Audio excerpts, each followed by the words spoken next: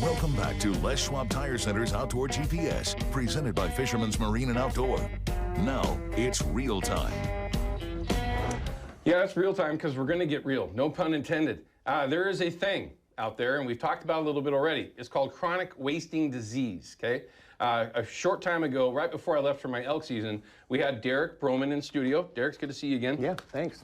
He is with ODFW, and in the midst of trying to stave off, I guess is a way that you could stave off this disease that is working its way into Oregon. Now, it's in numerous other states. We talked about this already, but the important thing here is that every one of you are an outdoors person, or you're not going to sit there and listen to me yap at you, okay? If you don't chase big game, that you can still help by helping spread the word to folks that you know that do. This is no joke. This is something that we were talking about off air before we got on today about some of the blowback that we got after we had them on.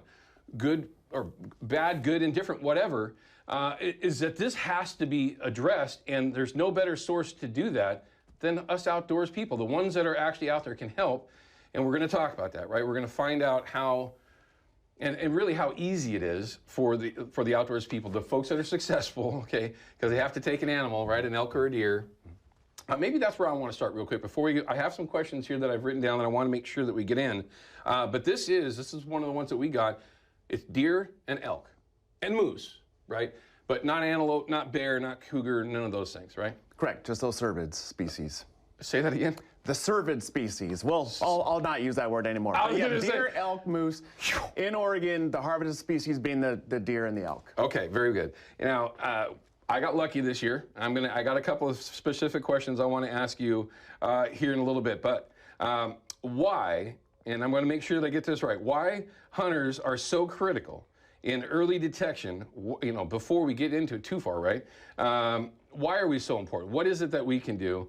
And what's the science behind chronic wasting disease? And why is it so bad? I think that kind of explains itself right there. But what is this, man? What's going on?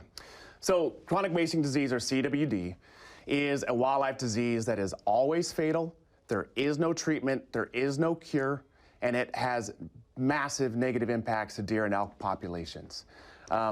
This disease obviously impacting deer and elk populations means that impacts deer and elk hunting. And it is right at our doorstep in Idaho right now. Mm-hmm. And numerous states and countries have had CWD positive. Some have had it for decades. Nobody has been able to eradicate CWD once they have it. However, if you can find it early, there are things that you can do to manage the impact, to lessen the spread, but that early detection is only ever going to happen if you have hunters get involved to help in the monitoring and help provide the samples that are necessary to detect CWD if and when we have it. So the original conservationists, the ones that started conservation in the beginning, are the ones that can help again. As usual. That would be outdoors people. Thank you very much. Nice to see you. Lights out, everyone. No, I mean, really, I say it that way because it's very, very frustrating on how some of the perception is when you're talking about this, you know, these sorts of topics. But we actually have the ability to impact this, right, to stave this off. Whereas some folks, again, we receive some blowback, right? Nothing is scarier than what we're talking about right now. All the issues that you can think of for big game hunters like myself, take all that, shove it out the door, and then focus on chronic wasting disease. If you want to talk about something that'll get us out of the woods fast and get us out of the woods for maybe ever, this is it. And that's not a joke. Is that a joke? I mean, am I out? No, it's accurate. So, you know, the things like habitat issues, weather, climate, predation, all of those we have tools to try to address. We have some strategies. But when it comes to a disease that is as damaging as CWD is, a lot of those things just won't play a factor when this can have that level of an impact. How's it spread? So it's spread between animals, so animal to animal, but it's also spread in the environment. So infected animals can spread what they call prions into the environment through saliva, through feces, through urine, and is that a microscopic level? It's a protein. It's a misfolded protein, and I'll stop there on the science front. Sure. But it's nasty, nasty stuff. What happens is This prion basically degrades the brain and leaves holes in the brain, causing the muscle function to fail. So these animals have difficulty swallowing, so they're drooling all over the place. They have difficult eating and drinking, so now obviously if they can't eat and drink, they just waste away. They're these just nasty, disgusting shells of animals on their way out. Spreading the disease the entire time. The whole time, but what we want to emphasize is that those symptoms only occur at the very end of the life of that animal. It can actually be infected with CWD for years. And spreading it the whole time? And spreading it the whole time. So that's why it's important that we find it early, and that's why we sample all animals we possibly can, so that way we can have that early detection. Because if we're already starting to see those actual symptoms show up, it's too late. That means that it's on the landscape at a large scale, and that's almost impossible to catch up. We don't want it to spread at a large scale. We want to try to pinpoint the location when it pops up and then respond accordingly with that fine scale approach. Gotcha. If we have fears, we have evidence that it looks like it's larger scale, now we're on the unfortunate playing field of those other states that have been having it for a long time, and it is just a nightmare. Oh, man, I've got so many questions for that right there that I want to ask, but I'm going to keep on. I got to stay on track, so I want to get this information out, and I need to get it out correctly. I was in a short time ago in Wyoming, took an antelope. That's not part of this issue. When I got into Wyoming, they had a very upfront, number one, beautiful place, okay? They love all you hunters, all of us hunters. They roll out the red carpet. Part of it was explaining to you what chronic wasting disease was for deer and elk hunting, okay? They explained at the time that there are bans, very, very serious bans, about bringing parts of animals across state lines. And I'm not, lose your truck, lose your hunting opportunities, play the game the wrong way. Number one, in Wyoming and Montana, don't do that because they take this stuff extremely serious. Well, as you guys do here, of course, with chronic wasting disease. But what does this parts ban have to do?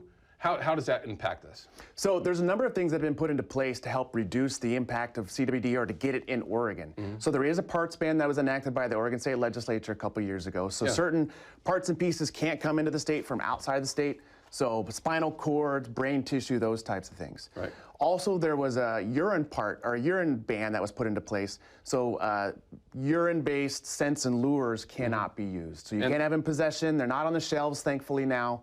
So that's kind of the norm, just to, again, reduce these prions coming in from those types of products. That was really scary when you were telling me about it. I've never used that particular style of scent, but I know other folks that have, and it's been around for generations, for crying out loud.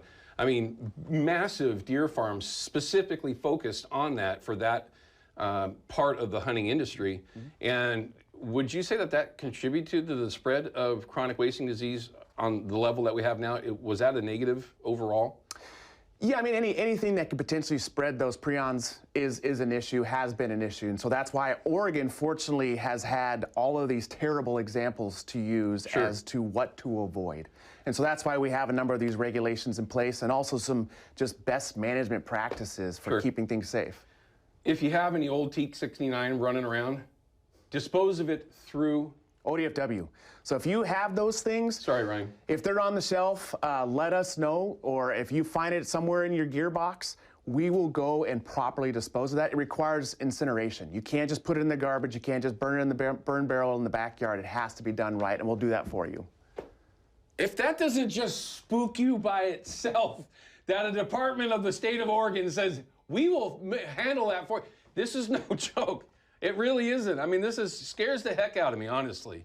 In our discussions that we've had, as few as they've been already, this is really something that we really need to be paying attention to. Opportunity is something that we care about, but wasted opportunity is just wasted.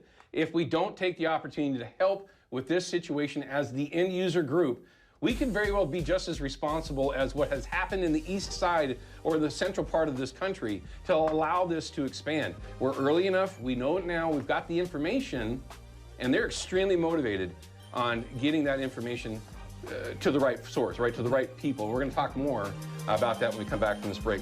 Sorry, Ryan. We'll be back. Outdoor GPS is brought to you by Chevy Silverado and the impressive new Turbo Max engine. Flex your muscle with the strongest, most advanced Silverado ever. Official truck of Outdoor GPS.